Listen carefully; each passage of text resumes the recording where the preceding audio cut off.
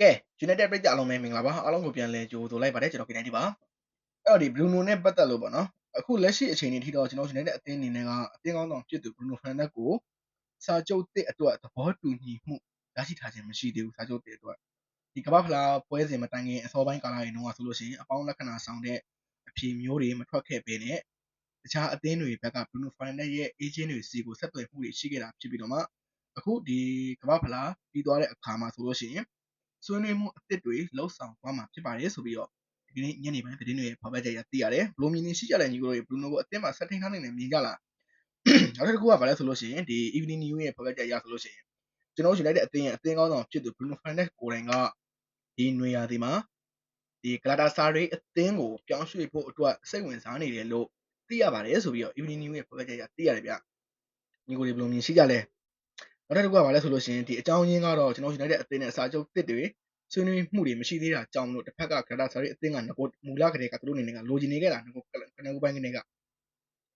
့တော့ Bruno Fernandes ရဲ့လက်ရှိစာချုပ်ဟာဆိုရင်တော့ဖြစ်နောက်ဆုံးနှစ်ထဲကိုရောက်ရှိနေတာဖြစ်ပြီးတော့မှဒီအင်္ဂလန်ပြင်ပကလပ်အသင်းတွေအတွက်ဆိုလို့ရှိရင် Bruno Fernandes ရဲ့ပြောင်းရွှေ့ခြင်းဟာဆိုရင်တော့ဖြစ်ဘယ်လိုပြောရမလဲကျွန်တော်အနေနဲ့ကပေါင်56တန်းစာချုပ်ဖြတ်သိမ်းကြီးတစ်ခုပါဝင်နေရပဲဖြစ်ပါတယ်ဒါနဲ့ဆိုလို့ရှိရင်ကျွန်တော်အသင်းတွေကအကုန်ခေါ်လို့ရမယ်ဆိုတဲ့ပုံစံမျိုးပါဒီနေရာမှာညီကိုတွေဘယ်လိုမြင်ရှိကြလဲBruno Fernandes ကိုအသင်းမှာဆက်ပြီးထိန်းထားတဲ့မြင်လားရောင်းချတဲ့မြင်လားဒီသတင်းတွေအကုန်လုံးကတူရကီဘက်ကနေလာတဲ့သတင်းတွေဖြစ်တယ်ကျွန်တော်တို့အင်္ဂလန်မီဒီယာတွေကဘယ်သူကမှဖော်ပြထားခြင်းတော့မရှိသေးဘူးတူရကီကလာတဲ့သတင်းတွေဆိုတော့ကျွန်တော်ဘက်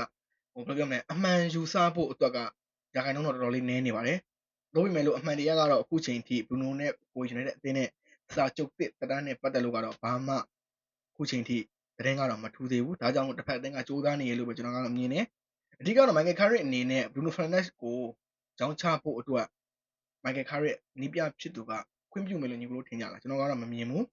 ဒါပေမဲ့လို့ဘာမှဆိုတော့ဖြစ်သွားနိုင်တဲ့အနေအထားမျိုးမှာကျွန်တော်ကတော့ Bruno လိုကစားသမားမျိုးကိုမယောင်းချသင့်သေးဘူးလို့ပဲကျွန်တော်မြင်တယ်အသင်းမှာဆက်ပြီးဘယ်နည်းနဲ့ပဲဖြစ်ဖြစ်ဆက်ပြီးထိန်းထားသင့်တယ်လို့ပဲကျွန်တော်ကတော့မြင်ပါတယ်ဘယ်ကတော့နီးပြတွေအစစ်စစ်ပြောင်းသွားခဲ့တယ်ဘယ်နီးပြဖြစ်ဖြစ် Michael ဘာလို့တန်ဟတ်တို့ဒီရှိမှာဆိုလို့ရှိရင် Ole Gunnar Solskjaer တို့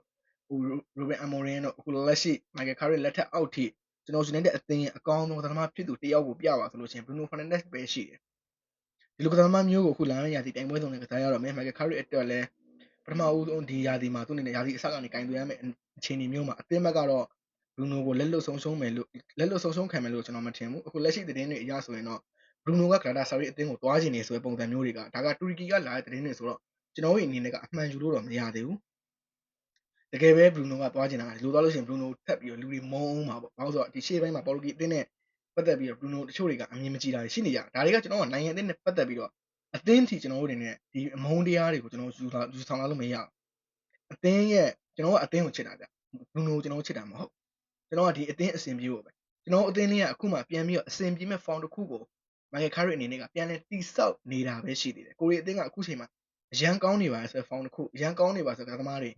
အရန်ကောင်းနေပါဆိုတဲ့ကစားဝတ်တွေနဲ့အသင်းမဟုတ်ပါဘူးကျွန်တော်အသင်းကအခု Michael Carrick ကအခုမှအသင်းကိုပြန်လဲတိဆောက်နေတော့မယ်ရှိပါသေးတယ်ဒီလိုအခြေအနေမျိုးမှာအသင်းကိုဘာမှမဆိုနားလည်ထားတဲ့ကပတိန်တယောက်ကိုကျွန်တော်ကတော့မယောင်းချတင်ဘူးလို့ပဲကျွန်တော်မြင်တယ်။ယောင်းချလိုက်မယ်ဆိုလို့ရှိရင်အသင်းကဖြစ်ပါတယ်သူမရှိလည်းဖြစ်ပါတယ်ဒါပေမဲ့ဖြစ်ရှင်နိုင်ဖြစ်သွားမယ်အရာမျိုးကြီးဖြစ်သွားမှာ။ဘာလို့ဆိုတော့အသင်းကအခုမှပြန်အစဉ်ပြေဖို့အတွက်အရာရာကိုစီစနစ်ကြားနဲ့ Michael Carrick လုပ်နေတဲ့အချိန်မှာ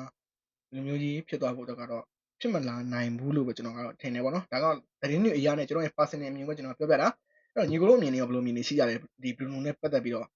Bruno အသင်းမှာဆက်ပြီးထိန်းထားတဲ့မြင်လားဘယ်နည်းနဲ့ပဲဖြစ်ဖြစ်ဒါမှမဟုတ်လို့ရှိရင် Bruno ကိုရောင်းချတဲ့လို့မြင်ကြလားညီကိုတို့အမြင်တွေကိုလည်း comment မှာဝင်ရောက်ပြီးဆွေးနွေးပြီးတော့လို့ရပါတယ်အားပေးသူတယောက်စီတိုင်းကိုကျေးဇူးများတင်ပါတယ်နောက်ဗီဒီယိုမှာပြန်တွေ့မယ်ဗျ